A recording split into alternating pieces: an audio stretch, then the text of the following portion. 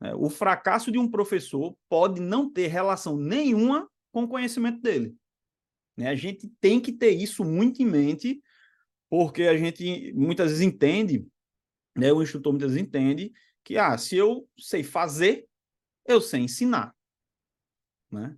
E saber fazer acaba sendo totalmente suficiente para você saber ensinar. Então, o cara chega, né, para poder dar a aula dele sem o mínimo de planejamento, né, de como ele vai fazer, o que ele vai fazer, para quem ele vai fazer e quais são as consequências de tudo isso. Então, aqui a gente vai fazer um passo a passo dessa discussão de problemas comuns, né, de algumas orientações, algumas dicas, né, e é importante que, né, vocês também contribuam com as experiências de vocês, que sem dúvida a gente tem aqui diversos instrutores e é bom a gente, às vezes, pelo menos perceber que o problema que eu tenho, vocês também têm, né, e a gente tentar aí achar um caminho em comum para poder a gente melhorar enquanto instrutor, beleza? Então, respira fundo aí, vamos embora. Eu tenho problema, professor. Se precisar de problema aí, eu tenho problema para mandar para ajudar aí. Aí tem um monte, né? E o primeiro slide, eu trouxe do livro também sobre andragogia, e ele vai falar a respeito de líderes criativos, né? É só trocar o nome líder por professor que dá na mesma, que todas as recomendações são válidas, tranquilo? Então, vamos lá. Estratégias efetivas na condução de pessoas. Primeiro, os líderes criativos, ou os professores criativos, né, os bons professores, possuem mais fé nas pessoas, dão oportunidades e delegam responsabilidades. Então, ele vai ouvir mais o aluno, vai procurar entender qual é a dor do aluno. Quando alguém falar que algo não está dando certo, você vai parar e pensar, né, por que, o que é que está acontecendo. Então, tem que ter fé nas pessoas. Segundo, entendem que as pessoas se comprometem mais com a decisão da qual participaram. Isso é fato em qualquer coisa da vida, né? Qualquer coisa da vida. Eu sempre falo, eu gosto de tomar decisões, incluindo as pessoas no planejamento, porque todo mundo batalha por um plano que entende que também é seu. Isso é fato. Se o cara ele participou da construção do plano, dificilmente ele vai querer que o plano dê errado.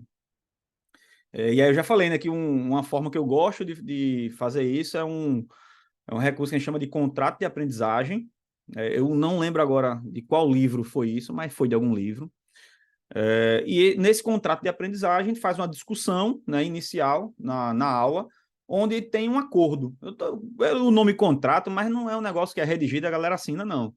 É um acordo que é feito. Esse acordo pode ser um acordo longo, ou seja, você ficar bastante tempo ali falando sobre esse acordo, ou pode ser um acordo muito simples, né, com esses alunos. Então, eu, por exemplo, na instrução de tiro, já fiz isso curso de formação de soldados, curso de formação de oficiais, eu falo sobre o que é a proposta da matéria, mas deixo um quadro em branco lá para eles anotarem o que eles esperam que seja a matéria, né, o que eles acham que vão aprender. Isso é fundamental, porque você já consegue entender qual é a expectativa do aluno. Então o cara vai falar, eu acho que eu vou aprender isso, eu acho que eu vou aprender aquilo, eu queria saber disso, eu queria saber daquilo, porque às vezes você vai perceber que a ementa, principalmente a institucional, ela tem uma lacuna ali de realidade, ela tem, às vezes ela para no tempo, porque um copia do outro, porque a mudança da ementa na instituição é um processo burocrático, né? Não sei se é certo ou se é errado, mas é um processo burocrático, então para ter mudança demora, e às vezes você vai conseguir pelo menos perceber que existe uma lacuna ali, existe um fosso ali de realidade entre o que está na ementa e o que o aluno está esperando da matéria. E aí você consegue fazer um planejamento realista, né? E aí eu peço para a galera anotar, todo mundo anota e tal, e aí no final eu digo que vou conseguir adequar alguns dos anseios deles, não, mas não todos, né? Apresento o que está proposto na matéria para ser trabalhado em cada aula, falo sobre a forma de avaliação, etc., e aí faço um acordo com eles que eu vou me comprometer, né, com algumas coisas, que, por exemplo, eu levo materiais meus para poder fazer as instruções elas serem melhores, eu invisto bastante tempo planejando e fazendo um bom material para eles, só que eu preciso de retorno enquanto professor, enquanto instrutor. E aí eu pergunto se eles vão aceitar isso, que é eles estarem sempre focados na minha aula, e fala outras coisas. E aí também, às vezes, passam a lista de materiais, também são coisas que eles precisam comprar para que a matéria consiga fluir. E aí, se eles aceitam um acordo, massa, a gente segue em frente. Se eles não aceitam um acordo, não tem problema, eu passo também a não cumprir com a minha parte e entregar ali apenas o que seria, vamos dizer, a obrigação institucional, né? E quando isso está acordado, pô, rende muito mais. Porque vai, não vem, eu sinto que a galera deu uma baixada ali no nível de participação ou de empenho, eu lembro a eles que foi feito um acordo e que eu também estou me empenhando, cansando, etc. Terceiro, acreditam no poder da profecia autorrealizadora, o efeito Pigmalião. Vocês já ouviram falar nesse efeito Pigmalião? Não? Vou falar aqui, contar rapidinho. A história do Pigmalião é com referência a alguma coisa da mitologia, não sei se romana, grega, sempre me confundo, mas de um cara que fez uma escultura de uma mulher, e essa escultura ficou tão perfeita, tão parecida com uma mulher de verdade, que ele se apaixonou pela escultura. E ao se apaixonar pela escultura, ele pediu aos deuses que ela se transformasse numa mulher de verdade.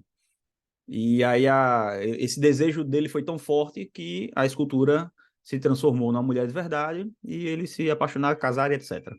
E viveram felizes para sempre. E aí, o que é que isso significa no âmbito do ensino?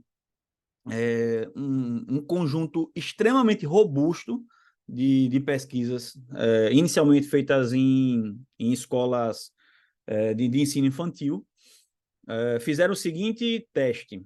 Eles falaram com os professores, vai ter uma nova turma agora, e a gente vai fazer um teste aqui de QI com eles, e a gente vai poder te dizer quais são os 10 alunos mais inteligentes e os 10 mais burros, né?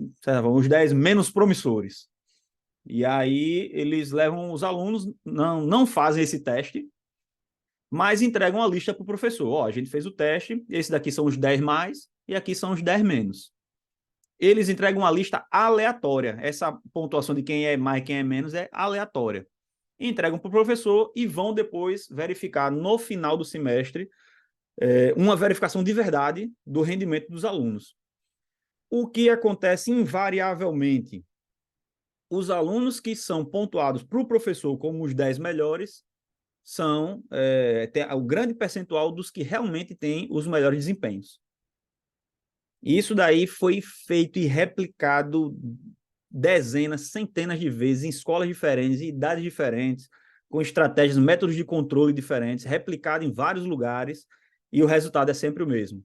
Quando você diz para o professor quais são os melhores, esses, de forma aleatória, qualquer pessoa, essas pessoas vão ter rendimento melhor. E aí, por que isso acontece? Porque quando o professor sabe que alguém é bom, ou é promissor, é inteligente, etc., ele se dedica mais àquele aluno.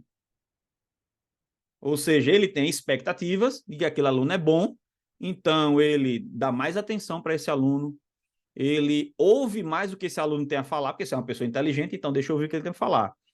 Se ele, inclusive, erra, ele é mais compreensivo com o erro do aluno, porque, poxa, é um aluno inteligente, se errou, então tem alguma coisa aí, né? Vamos tentar parar, analisar, ver e tal.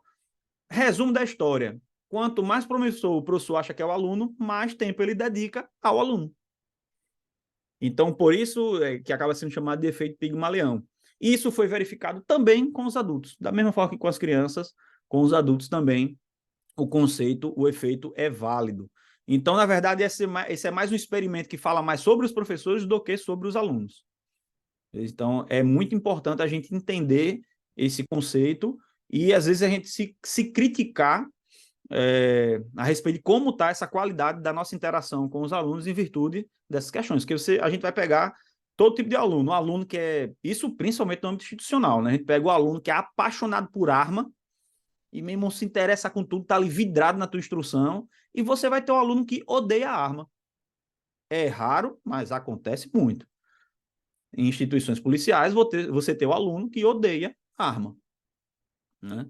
Não sei se eu já falei aqui, eu já tive quando eu estava no curso de formação de oficiais, um, um integrante, né, um aluno lá da minha turma, que, enquanto estava tendo instrução de manuseio de armamento, ele estava lendo a apostila de concurso do Banco do Brasil. Esse era o nível de interesse dele. Por incrível que pareça. Chegou no stand de tiro, ele olhou a marcação de 5 metros, assim, ele olhou para o muro, ele, ai, que absurdo, esse povo na polícia é tudo burro, né? Como é que um muro desse aqui tem 5 metros? Ele achava que era a altura do muro, né? Não a distância para os alvos. Teve o primeiro serviço com arma de fogo, ele pegou a munição, colocou no bolso e deixou a arma no coldre sem munição. Então, é esse o tipo de realidade, né? E se a gente não compreender o que essas diferenças podem gerar de mudança no comportamento nosso em relação aos alunos, né? Porque às vezes o problema é esse, o cara, beleza, não quer, mas você tem a pessoa que simplesmente não tem histórico nenhum, background nenhum, e ela chega ali sem saber de nada. E você vai ter um cara que ele é um aficionado, um apaixonado. Teve cara na minha turma de aluno soldado, e o cara chegou com um livro de balística ali já, dizendo, não, porra, gosto pra caramba, já li, tá? Então tem dúvidas super avançadas. Ao mesmo tempo que você tem outros alunos que você fala um conceito, o cara não consegue assimilar, porque para ele precisa de mais uns 5 conceitos anteriores, ele conseguir digerir para ele trabalhar esse conceito que você está apresentando. E às vezes vai parecer que é falta de interesse. Pode parecer que é falta de interesse, só que não é. Então, essa questão do efeito Pigmalion é interessante.